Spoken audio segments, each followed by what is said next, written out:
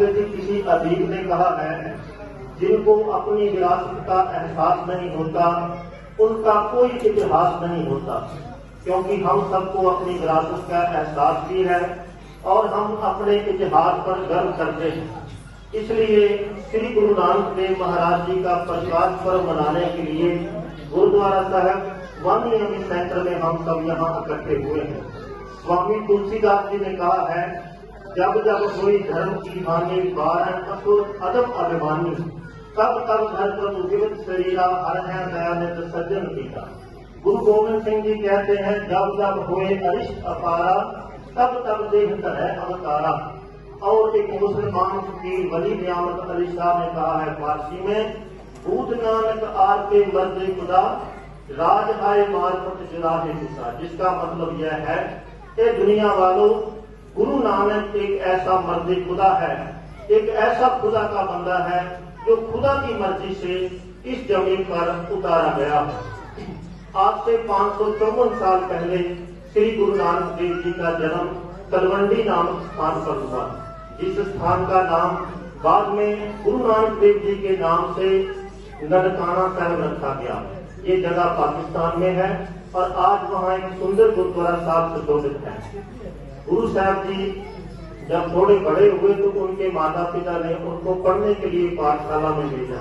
जल्दी ही अध्यापक गुरु जी की माता के पास आए और विनती करने लगे कि संसारिक पढ़ाई गुरु साहब जी ने बहुत अच्छे से सीख ली है, लेकिन अब उनके द्वारा पूछे जाने वाले पार ब्रह्म परमेश्वर ब्रह्म के बारे में सवालों के जवाब हमारे पास नहीं है। इसके बाद गुरु नानक देव जी को उनके पिता ने 20 मोहरें देके कहा, चाहिए कोई व्यापार करके आए, कोई सच्चा सौदा करें, कोई कमाई करके आए। अपने साथियों के साथ जब गुरु साहब जी शहर से बाहर निकले तो उनको कुछ भूखे साधु मिले, कुछ गरीब लोग मिले। गुरु साहब जी ने उन 20 मोहरों के लंगर तैयार करवाया और लंगर उन भूखे साधुओं को सिखा दिया। जब उनके पिताजी ने पूछा कि आपने क्या कमाई की है, कौन सा सच्चा सौदा किया है, तो गुरु साहब जी कहने लगे, किसी भूखे को खिलाना, किसी जरूरतमंद की मदद करना जीवन में सबसे बड़ा सौदा है। यहीं से लंगर की परंपरा भी आरंभ होती है, गुरु साहब जी के 20 मोहरों से चलाए हुए लंगर से। और वहाँ पर आज एक सुंदर गुरुद्वारा साहब सुशोभित है। गुरु साहब जी की बड़ी बहन सुल्तानपुर में रहते थे। जल्दी ही गुरु साहब जी को सुल्तानपुर लोधी में भेज दिया गया। वहाँ पर उनको सरकारी राशन की दुकान, जिसको मोदी खाना कहते थे, वहाँ पर नौकरी मिल गई। गुरु साहब गरीबों को बांटते, 1 शेर, 2 शेर, 3 शेर, ऐसे कहते कहते जब 13 पे पहुंचते तो निरंकार सब तेरा ही है, ये परमात्मा इन जीवों में तू ही है, देते ही जाते। लेकिन लोग कहते कि इसने मोदी खाने को लुटा दिया है। जब हिसाब किताब किया जाता तो सब कुछ ठीक मिलता। गुरु नानक देव जी अपने साथियों के साथ पास में बहती हुई जो वही नदी है वहां पर स्नान के लिए जाया करते थे। गुरु नानक देव जी एक दिन गए, वापस नहीं आए, दूसरे दिन भी नहीं आए। लोगों ने समझा कि गुरु नानक अभी नहीं रहे थे। इस घटना को निर्वाण प्राप्ति या ज्ञान प्राप्ति भी कहा जाता है। इस समय गुरु साहब निरंकार पारब्रह्म के पास गए और संदेश लेके आए। तीसरे दिन गुरु नानक देव महाराज नदी से प्रकट हुए और सबसे पहला संदेश दिया, ना कोई हिंदू ना मुसलमान, सब एक हैं। हमने सबसे बड़ा धर्म इंसानियत है।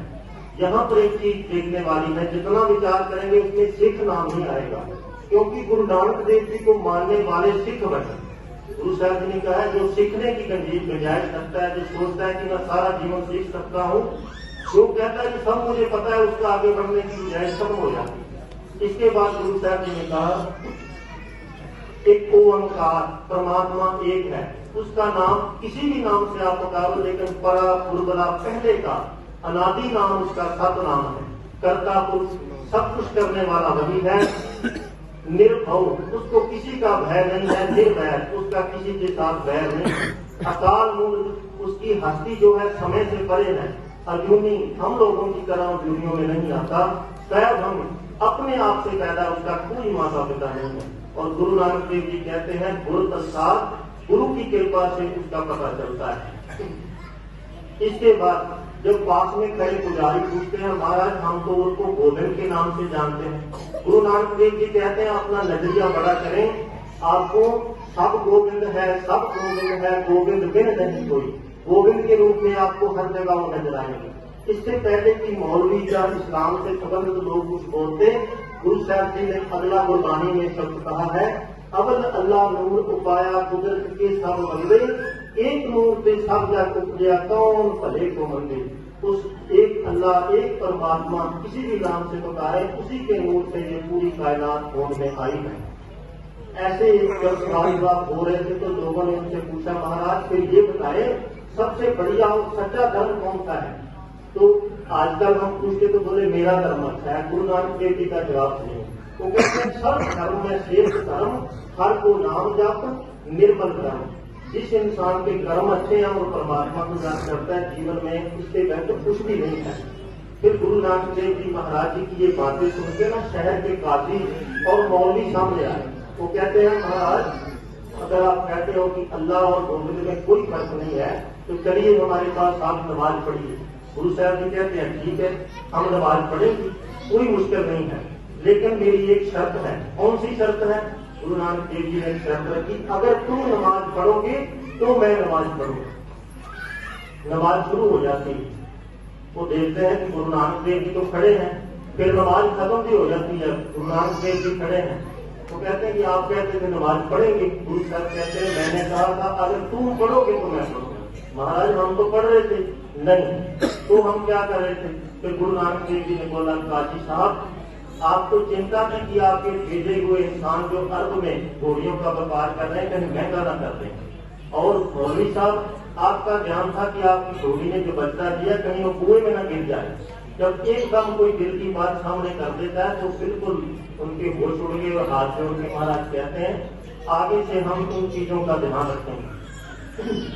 इसके बाद गुरु नानक देव जी के साथी थे भाई बाला, जो हिंदू धर्म से संबंधित थे, वो भाई मर्दाना मुसलमान थे। वो कहने लगे महाराज मैं मक्के की जियारत करना चाहता हूँ, हज करना चाहता हूँ। गुरु साहब जी उनका कहना मान के मक्के शरीफ की तरफ चले गए। रात को आराम करने लगे, एक हाजी बहुत गुस्से में आया और उनको कहने लगा एक काफिर तुझे पता नहीं है तूने खुदा के घर की तरफ पैर कर रखे हैं। तो गुरु नानक देव जी बड़ी निम्रता से कहते हैं जिस तरफ खुदा का घर नहीं है उस तरफ मेरे पैर कर दो। तो उसने बहुत गुस्से से, जैसे हम कट्टर लोग होते हैं, उसने पकड़ा और पैरों को दूसरी तरफ किया। जब पीछे देखता है तो उनको वहीं खुदा का घर नजर आता है। ऐसा 3-4 बार करता है, जिस तरफ गुरु साहब जी से पैर करते हैं वहीं खुदा का घर नजर आता है। फिर वो हाथ जोड़ता है महाराज ये कौन सी करामात है? गुरु नानक देव जी कहते हैं यही चीज मैं समझाना चाहता हूँ। अगर आपका हृदय शुद्ध है, अगर आपका नजरिया उठता है तो आपको हर जगह कण कण में परमात्मा और खुदा का घर नजर आएगा। ऐसी चर्चाएं होने लगी, गुरु साहब जी के सामने हाथ जोड़ते हैं। फिर उनसे सवाल पूछा गया, पूछन अदालत ईमान दी काजी मुल्ला इकट्ठे हुई। ये अरब की बगदाद की बात है। गुरु साहब जी एक तरफ बैठ गए, उनके सामने लोग बैठ जाते हैं, उनको पता क्या सवाल करते हैं? उसे बोले जो आपके पास जो किताब है इसको खोलिए और बताइए कि हिंदू बड़ा है या मुसलमान बड़ा है। सवाल आज वाला ही उस समय था। तो गुरु साहब जी ने 6 सिक्कर में इसका जिक्र किया। कहते हैं पूछा निकाल ईमान दी काजी मुल्ला इकट्ठे हुई।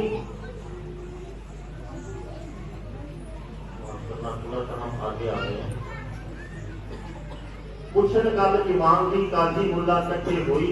पुछन खोल किताब नूं हिंदू बड़ा कि मुसलमान। लेकिन आज हम अगर किसी से सवाल पूछे ना कि कौन बड़ा है तो लोग जवाब देंगे मिनौती को देख के। लेकिन गुरु नानक देव जी ने क्या जवाब दिया है? तो कहते हैं बाबा आके हाजियां शुभ अमला बाजों दोनों हुई। अगर कोई भी किसी भी धर्म से संबंधित है, उसके कर्म सही नहीं है, उसने अपने अपने भगवान श्री कृष्ण के अनुसार गीता के अनुसार जीवन व्यतीत नहीं किया तो हम लोग समय उसको रोके हुए जाना पड़ेगा। अगर किसी ने सही से सलाह के मुताबिक नमाजें अदा नहीं की हैं, दिल से हृदय शुद्ध नहीं है, तो उसको भी अंतिम समय इस जहां से रुसवा होकर जाना पड़ेगा। गुरु नानक देव जी की ये जो शिक्षाएं हैं गुरु साहब जी ने हम लोगों को दी। लेकिन मुख्य शिक्षा जो गुरु नानक देव जी की मानी जाती है उसमें ये है कि गुरु नानक देव जी कहते हैं कि हर इंसान को किरत करनी है। किरत इसलिए करनी है कि आपको किसी के सामने हाथ ना फैलाना पड़े, और किरत भी सच्ची करनी है। पहले ये था कि आपको परमात्मा की प्राप्ति करनी है तो घर छोड़ के जंगलों में चले जाओ।